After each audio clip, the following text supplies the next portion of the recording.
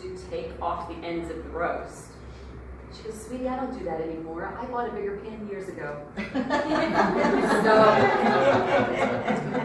So since our talk is about change, I think it's really important that we understand the lesson in that particular joke. In that sometimes we do things and we have patterns of behavior that don't even make sense. It's just the way we've always done it. It's the thing that we've always done. And so we don't even know why we do it. It gets lost in the translation, and that's not good. It's not good just to do things just because. You should know why. You should, because we're mindful people. We're not mindless robots. You know, we should know why we do the things that we do.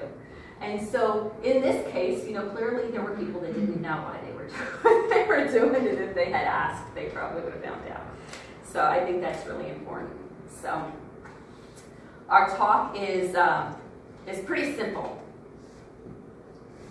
So I've given a number of talks about changing times, changing situations, and changing environments. And I think it's really important that we understand the things that we can do in a climate of change. Number one, faithful in little is faithful in much. Look for the little opportunities to make changes. They all add up to the big picture. If we're trying to be a better person, if we're trying to evolve, then we need to make changes. How do we make changes? We do that a little bit at a time. And we look for the things that are easy to change first. You start with the simple stuff. Start at the beginning. Number two, practice compassion. Put yourself in another person's shoes so you can better understand them, and open communication. Extend yourself in human care. When you do that, you make huge ripples in the pond. That is energy that creates great change. Because to be honest with you, most of us don't run into people that are super, super nice all the time. Most of us run into people that are not nice most of the time. So when something great happens, we should also be very appreciative. And then, of course, you know, mirror that behavior and be kind to ourselves. Pray and meditate.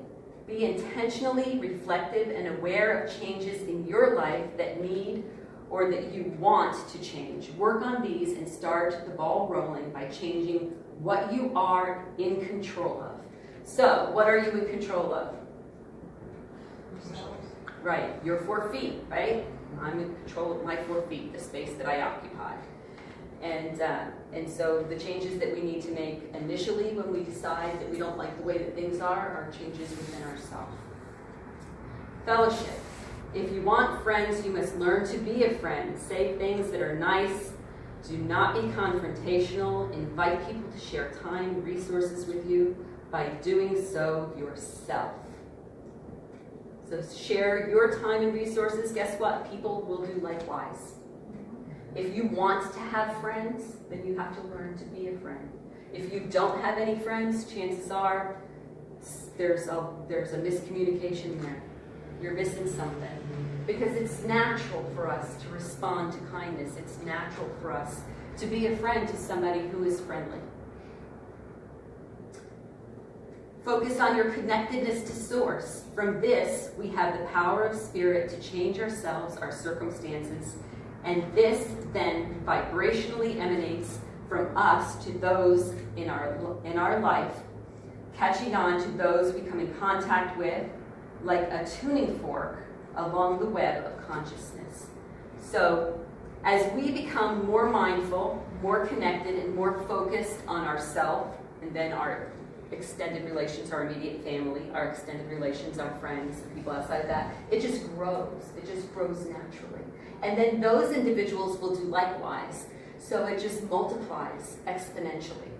And that's what we're trying to achieve. That's what this whole thing is all about. That's why we meet here on Tuesday. So, lastly, be a light worker. Allow yourself to shine. I know some of us don't like that term, and I'm really sorry about that. How about this? Be a really good person. That would be good. Just be a really good person. Then you're a light worker, believe it or not. Allow yourself to shine. Look for opportunities to share your light and your love. That's really important. Be your best and most authentic self. I think it's really important to do that as well. So, What if you have negative circumstances that affect you? What if you have people that say ugly things about you and you don't want to change who you are? That's perfectly fine. If you are your best and most authentic self. And I love the example that I used for this particular situation is my dear friend, Joel Osteen, in my imagination. And I had watched a sermon of his, and he had said that a number of people were teasing him in the large community of spiritual people because he's very handsome and he smiles all the time. Now I have to say I don't smile all the time, so I have that resting you-know-what face. But so that's not a fear for me. But I get it. He does smile all the time, and he has beautiful teeth. So really, it makes an impression on you because he smiles large and bright and pretty and like, whoo, wow, what a nice smile. But that's not what people think. People think it's fake. People think it's manufactured. People don't think that he's really that happy. And he says, actually, I am. And people that know me, people that are close to me in my life, this is how I am. So when people say things about you like that, and it doesn't really resonate with who you are, your soul, your purpose, your true self, you gotta let it go. What other people think about you is none of your business. It really isn't. And I love the way that Joel handled it because he had a great big, huge picture of himself behind, smiling. And then they did like a Colgate smile thing, where the little bright ding. Yeah. Exactly. And I thought to myself, that's perfect because you know what? We should own our stuff. We should own who we are, and we should be proud of who we are.